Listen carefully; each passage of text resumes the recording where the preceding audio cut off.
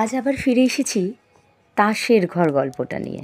বেশ কিছু প্রশ্ন তোমাদের সঙ্গে তো আলোচনা করেছি, আবার করতে শুরু করে দিলাম। তাসের ঘর সম্বন্ধে আমরা জেনেছি যে এটি হচ্ছে ক্ষণভঙ্গুর একটি ঘর, যেটা সহজে ভেঙে যায়। সংসারে এমন অনেক জিনিস ঘটে যা সংসারটাকে ভেঙে টুকরো টুকরো করে দেয়। কিভাবে টুকরো করে আমরা যেন বুঝতে পারি না। হয়তো বাইরেটা দেখে বোঝা যায় না ভেতরটা কিভাবে সেটা ধ্বংস হয়ে যাচ্ছে বা ভেঙে যাচ্ছে। আমাদের এই গল্পটির বিশেষ চরিত্র শৈল, তার স্বামী অমর। তার সংসারের শান্তি সুখ বজায় ছিল, সমৃদ্ধিও ছিল।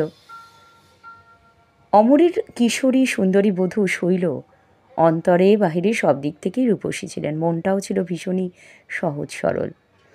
অমরের মা তাকে যখন তখন কর্তৃত্ব করতেন, কিন্তু সে কিছু মনে করতো না।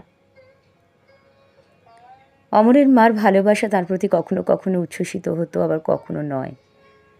তবুও তার ভালোবাসার আস্বাদ তার ছেলে মেয়ে বৌমা তাদের প্রতি আমরা দেখতে পাই কখনো কখনো। এলাহাবাদের মহেন্দ্রবাবুর কন্যা শৈল নিজের ভুলেই সংসারে বিপর্যয় ডেকে আনে। কলকাতা প্রবাসী হরেনবাবুর বাড়ির মেয়েরা অমরদের বাড়ি বেড়াতে এলে শৈল কথা প্রসঙ্গে তার বাপের বাড়ির আর্থিক স্বাচ্ছন্দ্য, তত্ত্ব তালসের কথা মহেন্দ্রবাবু যে জামাইকে দেন পয়সা করি 50, 180, তা বলেই ফেলে। কলকাতা প্রবাসীদের কাছে এই উদার প্রকৃতি পিতার ভাবমূর্তি উজ্জ্বল করতে গিয়ে স্বামী শ্বশুরের কাছ থেকে টাকা নেওয়ার কথাটা বলে ফেলে শ্বশুরবাড়ির মুখে সে যেন এক কালি মাখিয়ে দিয়ে গেছে। কিন্তু ব্যাপারটা মিথ্যে প্রমাণিত হওয়ায় শাস্তিস্বরূপ তাকে নির্বাসনে যেতেও হয়েছে।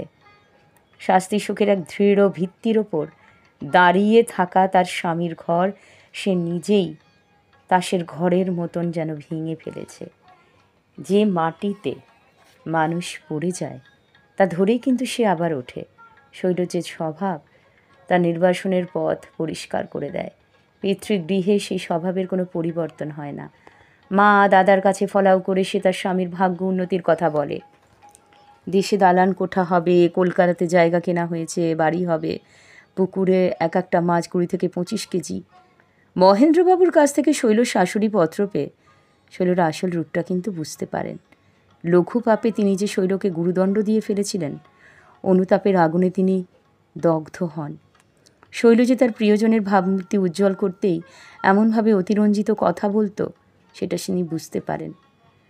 শাশুড়ি দীর্ঘদিন ধরে যে সৌভাগ্য সমৃদ্ধি স্বপ্ন দেখে এসেছিলেন, শৈলের কথাতে যেন তা অচিরেই ধরা পড়েছে। তাই মহেন্দ্রবাবুকে তিনি জানান নিজের দোষেই বৌমার খবর নেওয়া হয়ে ওঠেনি তার, ঘরের লক্ষ্মীর কোনো অপরাধ হয়নি। আরও জানান অমর তাকে খুবই তাড়াতাড়ি আনতে এলাহাবাদে যাবে।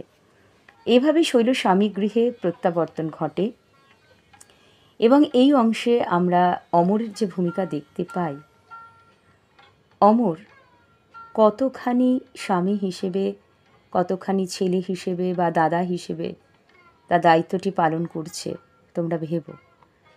গল্পটা পড়ো, ভেবো কোন কোন ক্ষেত্রে তার দিকটি তোমরা দেখতে পেয়েছো, তার দোষ তার গুণ সবগুলো।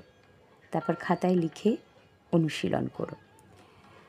আমরা এই তারাশঙ্কর বন্দ্যোপাধ্যায়ের লেখা এই গল্পটিতে অমরকে একজন মাতৃভক্ত দেখতে পারি, যে মায়ের কথায় সে শৈলকে ত্যাগ করতেও পিছপা হয় না। লঘু পাপে গুরুদণ্ডে দণ্ডিত হয় সে। অমরের শিক্ষা দীক্ষারও একটু অভাব আছে, কারণ স্থিরভাবে চিন্তা করা, কাজকর্ম করা, সে ধৈর্য যেন তার কিছুটা অভাব। এবং কিছু অশ্লীল ভাষায় গালাগালও আমরা এখানে দেখতে পাই।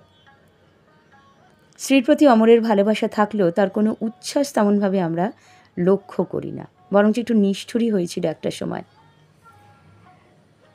তার জীবন যেভাবে চলে যাচ্ছে তাতেই সে খুশি। সে নতুনভাবে স্বপ্ন দেখে আরও জীবনটাকে এগিয়ে নিয়ে যাবে, সেটা যেন খুব একটা ভাবে না।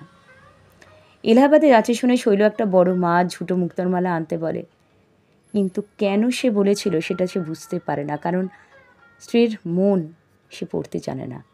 সামাজিকতায় অমর একেবারে যেন অজ্ঞ।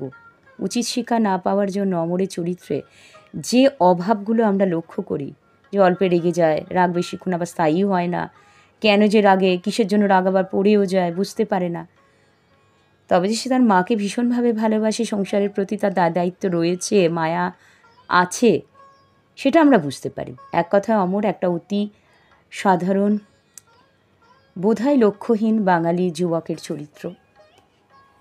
এখানে তার পরিপক্ক মনের পরিচয় আমরা আরেকটু বেশি করেও পেতে পারতাম। যাই হোক, আমরা কোনো পক্ষে বিপক্ষে যুক্তিতে যাব না। আমাদের গল্পে তারাশঙ্কর বন্দ্যোপাধ্যায় যতক্ষণই আমাদের জানিয়েছেন, যতটুকু আমরা তার মধ্যেই থাকব। তোমরা একটু দেখো প্রতিটা লাইন পড়ে পড়ে কীভাবে তার চরিত্র বিশ্লেষণ করা যায়। তাহলে আজকের আলোচনা এই পর্যন্তই। আবার ফিরে আসব নতুন কোনো আলোচনা নিয়ে। ভালো থেকো সবাই।